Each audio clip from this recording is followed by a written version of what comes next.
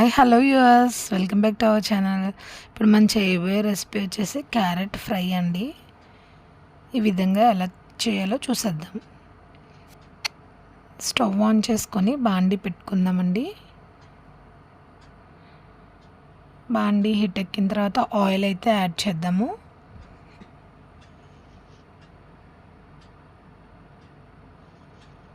నేనైతే తక్కువ ఫ్రై చేస్తున్నానండి. ఒక 4 క్యారెట్స్ కొంచెం పెద్దవి చేస్తున్నాను. సో 3 టేబుల్ స్పూన్స్ ఆయిల్ అయితే యాడ్ చేస్తున్నాను.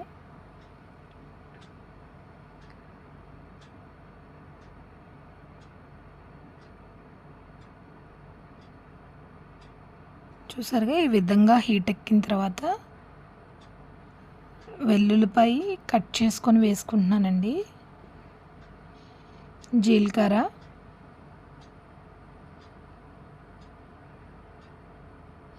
కరివేపాకు,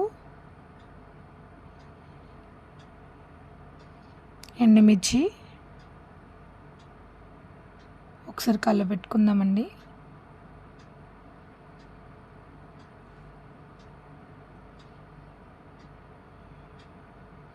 ఇప్పుడు మనం క్యారెట్ పీసెస్ని అయితే యాడ్ చేసేద్దాము.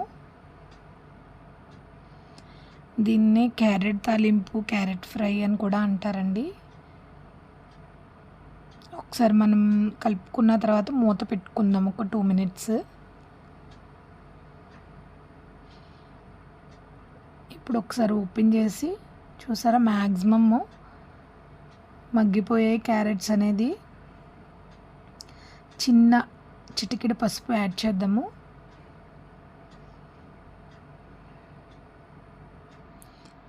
మనం దీంట్లో కారం వేయ అవసరం లేదండి, ఎందుకంటే మనం ఎండుమిర్చి యాడ్ చేసాం కాబట్టి సరిపోతుంది.